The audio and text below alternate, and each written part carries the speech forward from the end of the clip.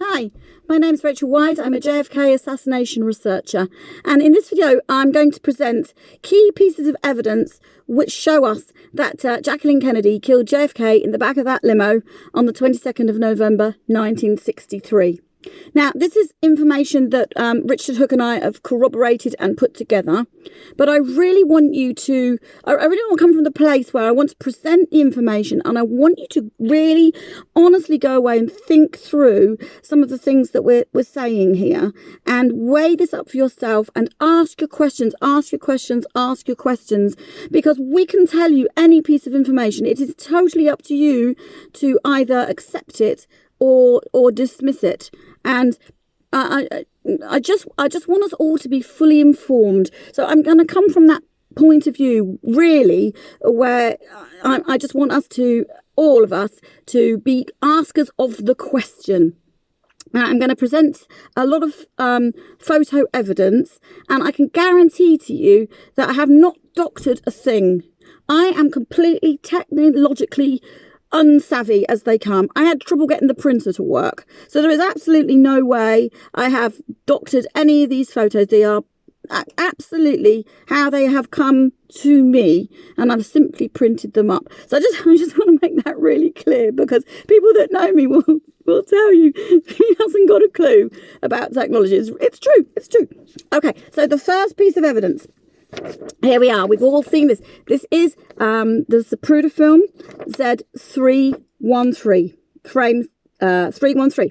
And I'm going to show you what we can see. I hope you can see this in this photo. There's two things I want to point out to you. First of all, can you see that we've got this upward trajectory here? This means that something is coming from here, from this wound, pushing with force up. That's the only way that this image could be captured. It's not coming horizontally from the knoll, either side. It's not coming forward. It's shooting straight, directly up into the air. So we have to ask the question, where has that shot come from to produce that effect? Well, it's not some magic hand in the sky pointing down. So our only other option here is that this is coming from here. Now, if we follow this line, it's a really straight line, if you can see it, right the way down here, we can see that this matches up completely where with Jackie Kennedy's hand actually is. So that's our first thing, point of reference, really, to say that what we're talking about, that Jackie killed her husband, this is our very first and conclusive proof here that this is what occurred in that car. Now, the second thing I want to show you is that there is a smoke cloud here. Can you see this? Now, people over the years have said that this is brain and blood matter coming out of the head wound. But let's look at it really carefully. It is white. Now, I'm not born yesterday. My understanding is that when somebody is blown to bits through their head, what is going to come out of their head is blood.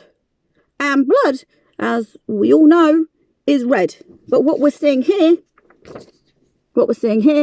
is white. And it looks to me, does it look to you, like a smoke cloud? Now, when a gun is discharged, the smoke comes out of the weapon as it's being discharged. So that must mean that a weapon was discharged very, very, very close to Jackie Kennedy and JFK's head in that limo between them for the smoke cloud to rise up. Now, okay. Now, many people will tell me that the Z film has been doctored. So we can't trust it. People have put things in, taken things out, moved the frames around, spliced it in the wrong place, So we can throw that out. We can't use this as evidence. That's okay. That's a valid point.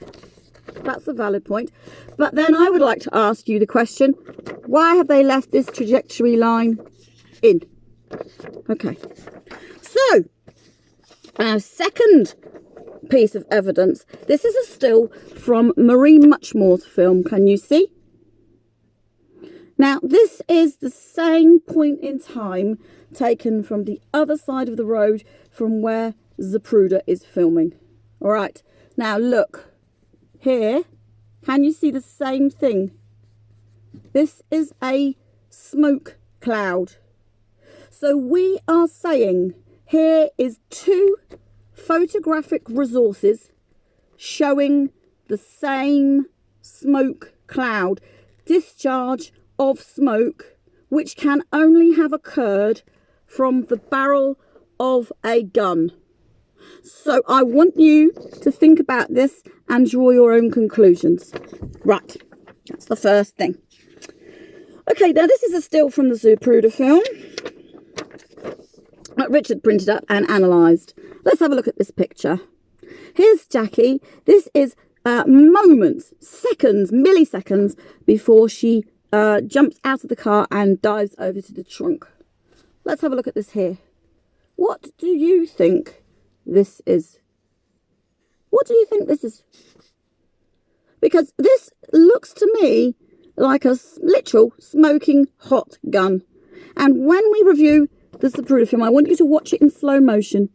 We can watch her action in the car, and I want you to look at what she does just before she jumps out of them onto the trunk, because she seems to be stuffing something behind JFK's back. So please go and look at the Z film in super slow motion and watch this for yourself. Okay. All right, so the limo. Here is a picture taken of the back seat of the limo. Now, this picture tells us that Jackie Kennedy shot JFK, and I'm going to explain to you how I came to that conclusion to know this information. All right, so you can see in this picture here, this is where JFK was sitting. So his body, his bottom is sitting here, so the seat is clean, right? And obviously he fell to his left when after he was shot, we all know this, and the blood spilled out of his left side all onto the rest of the seat. Now, I want you to think about this really carefully, because we need to really think about what this picture is saying. Look at, can you see here that there's some blood spill here? Okay. Can you see on the back of the seat here? Now, if you look at this really carefully, you can see that this part of the blood, the arcing, as his head has turned left, is further leftwards than this portion of blood here. So if JFK is being shot up through the left side of his head, then immediately that blood spill is going to come down the left side of his body to the point at which his body blocks that flow of blood. And we can see that in the picture because that part of where he's sitting in the car actually is clean. So we know that JFK fell to his left. Now, some people will try to say that, yes, when the head wound occurred, and it occurred from the kind of the back and the right side, that JFK fell to his left. But let's just think about this, because I'm going to demonstrate what I'm talking about. So what I'm saying is, if we're all saying that the wound was simply the top or the back of the head here, the right side of the head, right? Okay, so he's falling over to his left, like this. Now, all the blood is going to come down here over his arm and his shoulder. Can you see onto Jackie's lap here? There is going to be no blood right at the edge of the side of where his thigh is, because his body now, having fallen to the left, is blocking that blood flow. So all of the blood should start much, can you see what I mean? All of the blood flow should be leftwards of this point here where he falls into Jackie's lap. There shouldn't be any blood this side of this portion here. Do you see what I mean? Okay, so this picture on its own proves that Jackie shot him up through the left side of the head. We've got blood trails here. They're arcing to the left as he fell, which means that all the blood concentration should be up here somewhere. All right. right? But it's not. It comes further along from this blood arc, much further along, and comes right towards the edge of his thigh, which can't happen if his body is blocking that blood flow. All right, so this shows us that something massive must have happened to the left side, and the blood literally is pouring down the left side. Okay, now the next picture I'm going to show totally corroborates that point. Right, so this is JFK's shirt. Here is the left side of the shirt. Here is the right side of the shirt. So JFK, we know, was shot and he fell leftwards. Right, so this is the shirt, it's upright. So if we fall leftwards, what's going to happen to the shirt? Can you see what's happening to the shirt? The shirt is also going to be going around it like this, isn't it? Look at this blood trail. Look at this blood trail. Look at this blood trail. Draw your own conclusions. Blood is going to find the path of least resistance downwards. So if this is blood spill from a wound here, in the shirt that's now going that way, should appear horizontal. Shouldn't it? Doesn't. So this is huge evidence. Okay, here's the picture of the front of JFK's shirt. Now let's have a look at this blood spill. We can see some horizontal lines here of blood spill. Well, that's absolutely right, because JFK, when he fell, he didn't fall backwards like this. He fell forwards and kind of looking towards the floor. All right, so this has got much more horizontal staining here. But look at this. Look at this here, right in the middle at the nipple line. How can that occur if a person is laying down? How? It's impossible. Blood finds the path of least resistance. Now, I'm no blood spill expert. I'm not a forensic scientist. This is pure basic physics. This is pure science. It's something that a 7-year-old can see. So let's think about this. Let's think about this. Okay, now Jackie Kennedy, we feel, shot JFK up through the left side, and she did that with a small 2-shot pistol. Later on in the afternoon, FBI agent Robert Barrett investigated the manhole cover over in Dealey Plaza. There he is. And he found a tiny little pistol bullet. Here's the picture. Something disrupted the grass there. Look, this is a pistol bullet covered in brain and blood matter. Nobody else, as far as we know, was shot by the manhole cover, or anywhere near the manhole cover in Dealey Plaza that afternoon. It's tore the grass up. Look. So this little tiny little bullet has come and it's gone. It's never been entered into the evidence box for obvious reasons. Okay, so this is the bullet that went up through JFK's head on the left side and came out of a pistol that Jackie Kennedy fired. This is my contention. Right, now, a bit later in the afternoon, JFK was boarded onto Air Force 2. Now, yes, I did say that right, Air Force 2. Now, I've made a video previously that talks about how that occurred and how they switched the bodies right back at Parkland. So please go and review that video because it's really, really important. And I've talked about this picture before, but look, here's J.D. Tippett. Here's the body of J.D. Tippett. Can you see him? It's not a brilliant copy because of the pixelation, but here's a massive blow up of that picture. This is J.D. Tippett, okay, and JFK in the same place at the same time as dead men. Now, why would that be? Why would that be? And who has the power and the authority and the ability to put that together in Air Force 2? Air Force 2. There's only one way that can be possible. We're talking about the work of the deep state. We're talking about the work of the deep state. Right. Now, if you look really carefully here, and I've said this before, here, I mean, we flipped this picture over because this picture has been presented to us in magazines, publications over the years the other way around. So look, the other way around. Okay, we flipped it back to its original form, and we've done that because down here, if you look really carefully, you can see a little black spot here.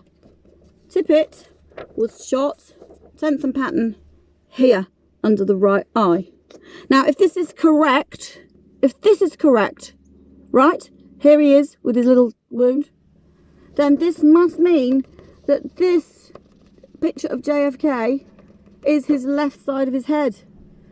Here is a massive wound when they're starting to do some reconstructive surgery. Here's a massive, massive piece of wounding here. What's that telling us? What's that telling us, people? It's telling us we've been lied to for a start. All right, so I just want you to put this all together. Okay. Now,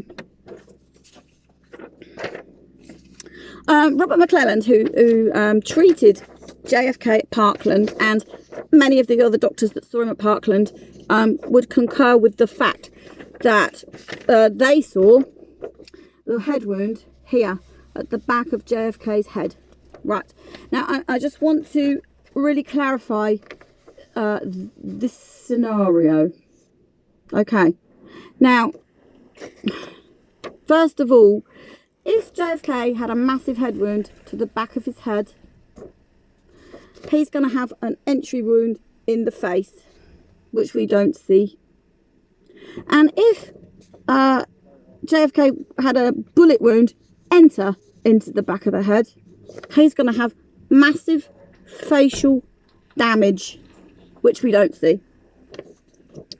Okay, now the other thing I just want to think about is that when JFK is in Parkland, he's at Parkland, he's on the gurney, right? So this back of the head wound that they all talk about, that part of the head that they're talking about as being injured and wounded and open, is going to be lying flat on the gurney. So how are they able, without a lot of moving them around, which they didn't really do, to really see that head wound? And my contention is that this head wound was really much more at the top of the head, but because the head is lying flat on the gurney, that now looks like it's at the back, but actually it's at the top of the head if he was stood upright. Do you see what I mean? So that I feel that they cannot place that head wound correctly because JFK is laying down on the gurney. So how are they able to tell that it's exactly at this point? Now, I know that there's a video and there's a few people from Trauma Room 1 saying exactly the same thing, but I'm asking the question, how are they going to be able to know that for sure? And their perception, because he's laying on the table, means to me that that head wound is much, much more at the top. Now, here is a drawing from an autopsy photo by Ida Docs, and they did line drawings. Now, this is putting the wound right at the top of the head. Now, my contention is that this arrow, like a spear going through, is not the trajectory at all. Of course, this completely corroborates with this. Now, where did we see that before? Z313. And more, I haven't got a picture to show you, but more than that, we have a fragment of bone skull called the Harper fragment. Go and look this up, called the Harper fragment, which pretty much is this shape. Looks like it has been blasted out of this same hole. So this is really the key pieces of evidence that I want to bring, because one piece of evidence on its own, we can say, well, we'll throw that away because there's only one thing. But here we have all of these things that match up together. And when we see it like this together, we are able to say that this is the most likely scenario here of what has occurred. Jackie Kennedy shot JFK in that limo. All right. And we've got 8 or 9 pieces of evidence now put together to suggest that is the case. And I'm in absolutely no doubt, because Richard and I and some others are continuing to research all the time. I'm in absolutely no doubt at all that we are going to find more and more evidence that fits in to what we are presenting here to you. So please, before you go and dismiss it all as crazy, absurd, it can't possibly be, please take some time to think through what it is we're saying here and all of these points of evidence. It's super easy to just go, oh, that can't be right. She couldn't possibly have done it. Why would she have done it? Anybody is actually capable of doing anything in the right circumstances. And the media is able to present people in exactly the way in which it wishes to frame them, to make them look like it couldn't possibly be the case. And we've all spent the last 50 plus years thinking that it couldn't possibly be the case because she was a young mother. She'd recently lost a baby. What kind of woman would do that kind of thing? She was softly spoken. She was a fashion icon with a breathy voice. We can't believe it. We can't believe it. We can't believe it. Well, the only reason that we can't believe it is because the media has presented that so. All right? Because we don't know her. None of us know the woman personally. All right? Now, I don't want to make it personal. It's not personal. It's not personal. These are the pieces of evidence that we have got. So it's up to us now. We can either choose to accept the truth and put these things together, or we can remain with our head in the sand like a great big ostrich. So I would urge you, please, go and ask your own questions, because what happened on that day, 22nd of November 1963, has paved the way for this deep state to deceive and lie and hoax and fake and fraud and terrorize its own people to the point we have got to now, because they have got away with it and got away with it and got away with it and got away with it without challenge. And look at where we are now. We know where we are now. We know where we are now. We're in lockdown. We're in tyranny. Governments are against their own people all around the world. And some countries are in a worse position than others in terms of freedom for their people. But we've got to face the truth, people. We've got to learn it. We've got to understand history and how we know that everything that happens that's orchestrated by this deep state links together. And the media is the glue of this. And I can tell you, I'm sick of it. I'm absolutely sick to the back teeth of it, because it's time to stop. And the way it stops is that we face up to the truth, and we know the truth, and we promote the truth anytime we've got the truth going on. All right? So, love to you all, and we will chat soon. And keep asking those questions, because it's super good. Okay, bye.